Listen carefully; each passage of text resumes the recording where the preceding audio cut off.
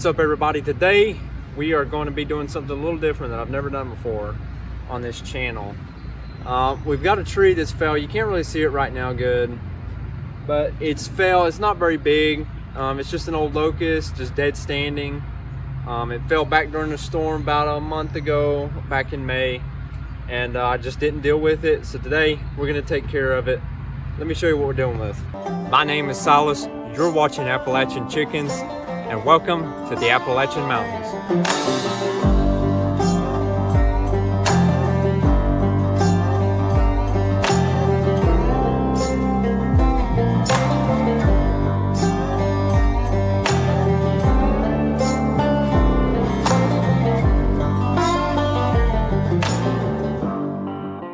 So this limb right here, I cut this off from this right here, and there's actually a lizard in there. I cut that off from that because it was going out my yard, and if any of you guys live in North Carolina, you know how much it's been raining lately, so we had to mow a little bit. So it's not very big, it's not very tall either. It just goes back in there, and then it fell from right here, but this right here is actually a different tree, but it fell from right in here. It wasn't a very big tree. Unfortunately, let me step back here. It's just in a bad spot where it's at. I mean, I got this wood. I moved this wood in here a week before it fell. All this right here, everything. And it fell a week after. Unfortunately, the hard thing is that this limb right here, it took that limb with it, and it's broke, and I have no way to get to it.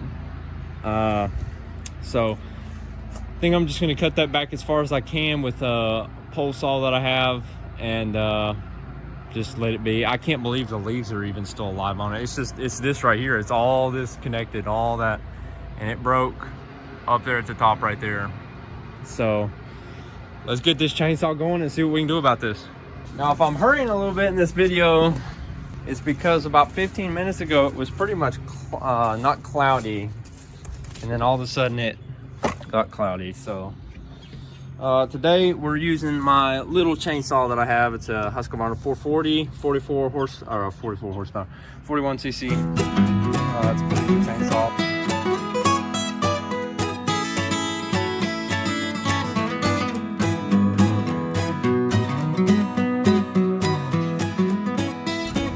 So one thing I failed to mention, I'm obviously not a professional with the chainsaw. I really just haven't been around them very much or used them very much to get very good at it. So don't replicate anything that I do, and just know that I am not a professional, but I got to get this done, and I want to do it to get it out of the way, and so we're going to get it out of the way. But just know I'm not a professional. Professional mountain man. So I'm gonna tripod letting it on here.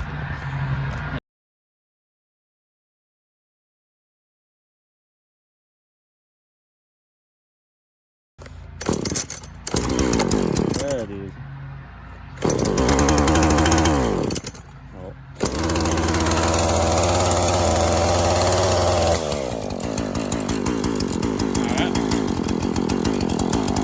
Not too bad.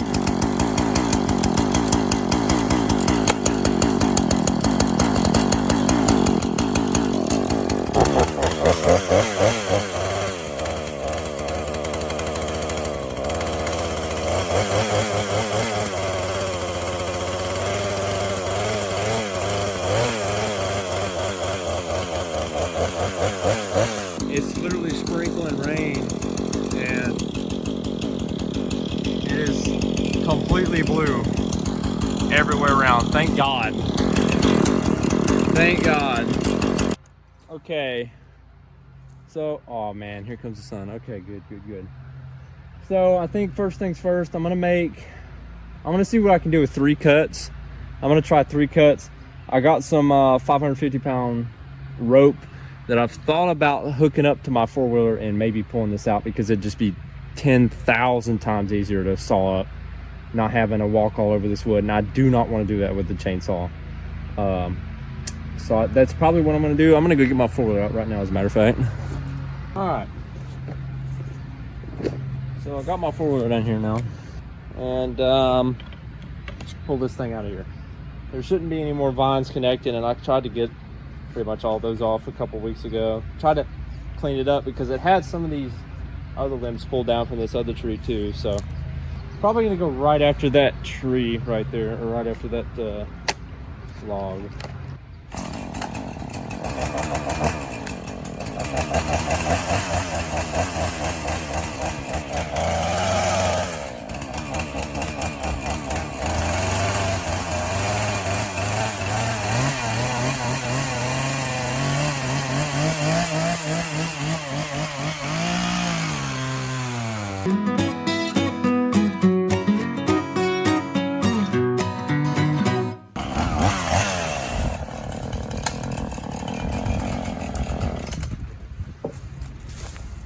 Okay. Yeah, you might be thinking that my chainsaw blade is really dull, but it's not. It's not. It's sharp. I mean, that's probably a pretty close to new blade. I've very slightly used it at all. So this is just such a tough wood. I mean, it is. It's just such a tough wood. It's just such a hard wood. All right, so I'm gonna hook my 4-wheeler up to this and see if I can pull it out.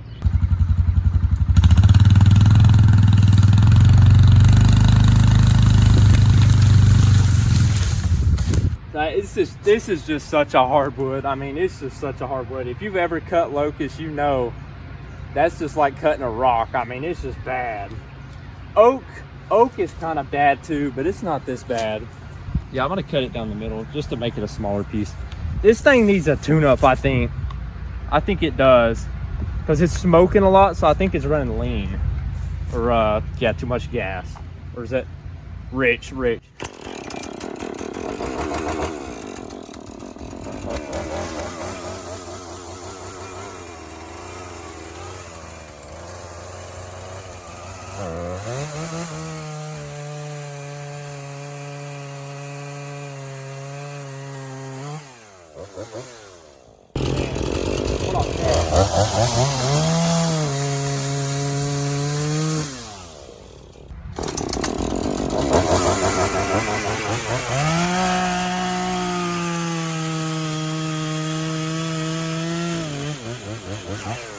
This next cut's gonna be really bad. Really bad. There's a whole bunch of vines on it. Back behind the log, you know, the big round thingy right there. Holy crap, can't even talk.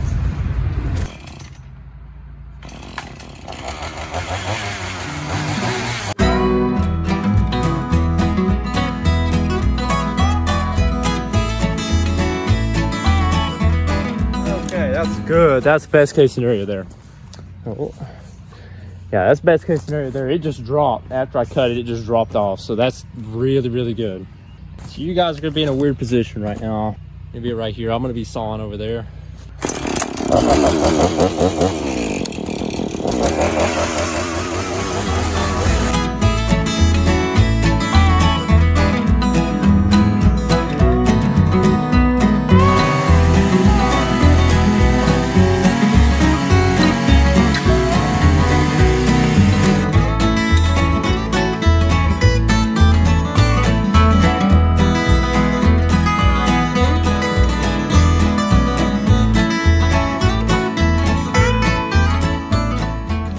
Let's hit this little tree right here, leaning over.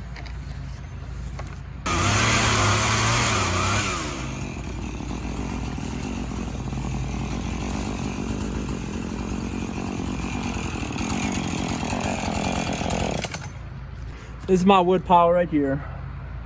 About a week before this tree fell, I moved that wood there. And then it fell on top of it, and that made it just 10 times worse. It wouldn't have been as bad if I didn't have to deal with all that. But I did, and we got it cleaned up now. So what I'm gonna do with these logs is I'm gonna get all these vines off and everything, clean them up, and it's all those right there. And then we're gonna put them back over there in that pile because I don't need them right now. I might use them for burning, I doubt it, but I don't really know what else to do with them. So we're gonna get this finished up here and see what we got.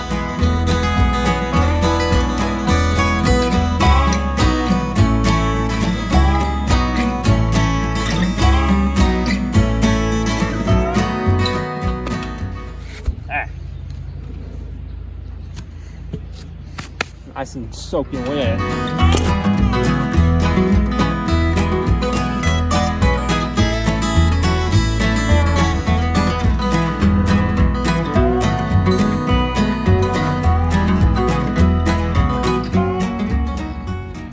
Yeah, so you're probably wondering, wow, Silas, how do you carry those logs with your bare hands? They're pretty big. They're probably pretty heavy.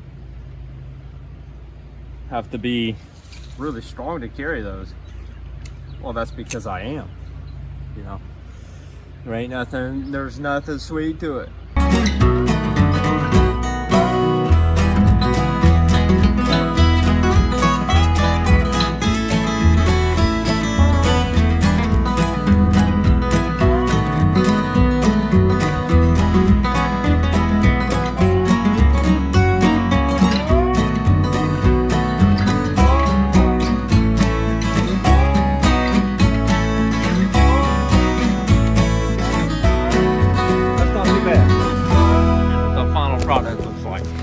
So all the bigger logs I just threw in the back, and the vines I just put over here.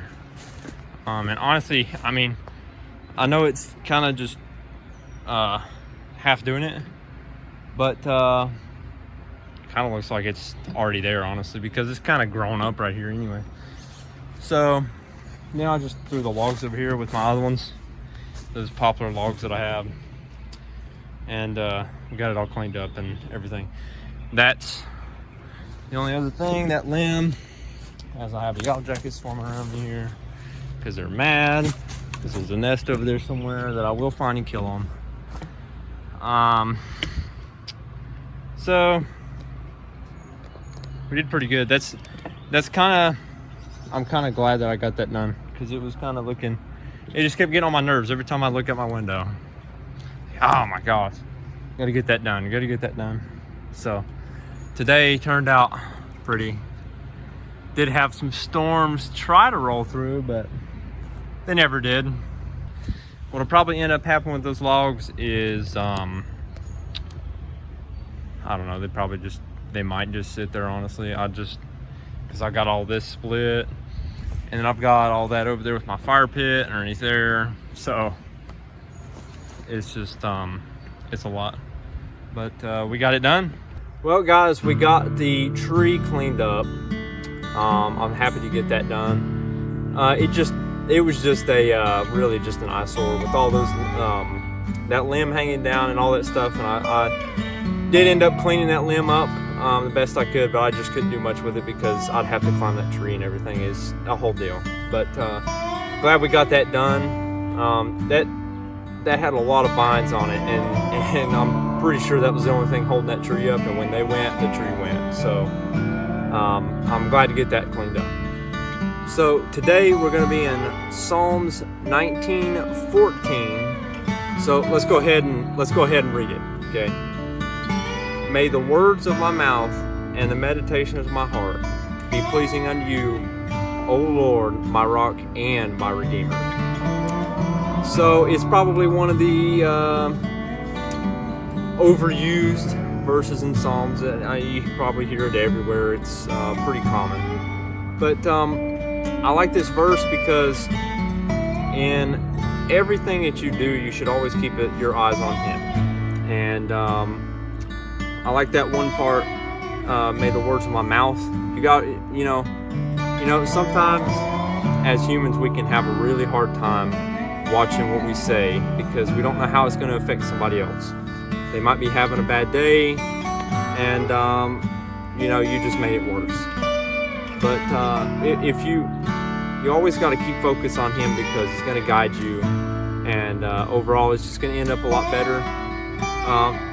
I'm not going to try to overanalyze the verse because I'm sure it's already done. Like I said, it's probably a pretty common verse, but I just like that verse, and that's the one I picked today. So, guys, this is Appalachian Chickens. I'm your host, Silas, and I'll catch you guys in the next video.